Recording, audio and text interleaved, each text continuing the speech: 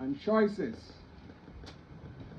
My opening point speaks to days long gone when, as a child some 65 years ago, I grew up in this settlement of Noses.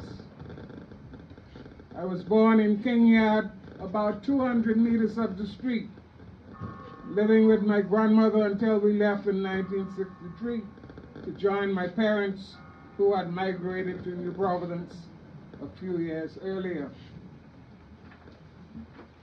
It is particularly pleasing to be speaking from this spot because our family history began here literally sometime in the late 19th century, around the 1880s.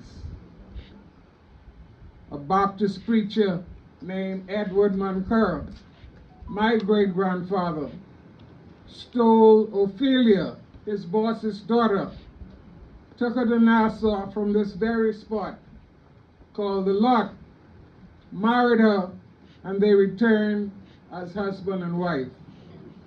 My grandmother Eunice was the last child born to that union in 1892. We have our stories to tell. Today, you drive through the settlement and you see nothing except a lot of abandoned properties and a couple of houses. But back in the day, those now empty yards gave an abundance to the future progress of the Bahamas, the United States, and the wider Caribbean region. The house in the back of St. Peter's Anglican Church, just up the street, gave us an ambassador to the European Union, a former police commissioner, 4 school teachers, and a university president. The yard west of the media center is the birthplace of retired Supreme Court Justice Joseph Strachan. Yes, we have stories to tell. In the yard east of where I live, Tony McKay, the old bear man, learned to play the guitar from his grandfather, my grandfather's brother, and the rest was history. The songs which he made famous, such as "Oh Bear Man," "We Rushing Through the Crowd," "Damn Fool You Married to Gollum," and "Going Back to My Old Home," are all his grandfather's songs. This told to me by my mother, who was the niece of Henry Strachan. From King Yard, we honor the birthplace of Chief Justice Roy King of the Supreme Court in New York State. Just west, 50 meters up the street, we have the likes of retired Deputy Postmaster General, son of Hartman and Lean Moncur, whom this edifice is named after. Hartman Moncur himself making history as the longest-serving Anglican catechist in the Diocese of the Bahamas, Turks and Caicos Islands. As we make mention of the last 2 properties in Knowles, heading west of this location, we make mention of persons of top-tier accomplishments in the civil service who serve in various offices with distinction and continue to be a beacon for their contributions to national growth and service to church and country. This is but a sampling of what you will find if you venture north to Orange Creek or south to Port Owl and do your research to find out who came out of these old yards and what they or their offspring have done for the advancement and growth of this country. But now, it's your turn. What will be your impact on the years to come? I recall sitting in my classroom as a student of UWI and being challenged by our lecturer, Dr. Rollins, who dared us saying, "You as a people must tell your stories. Do not sit and allow foreigners to write your history, for only you can do that. Only you have endured those experiences which allows for the truth to be told. But today, are we solely speaking to our future poets and writers? What is your gift and what is your truth? Are you the medical doctor in waiting, and will you come back to heal our sick?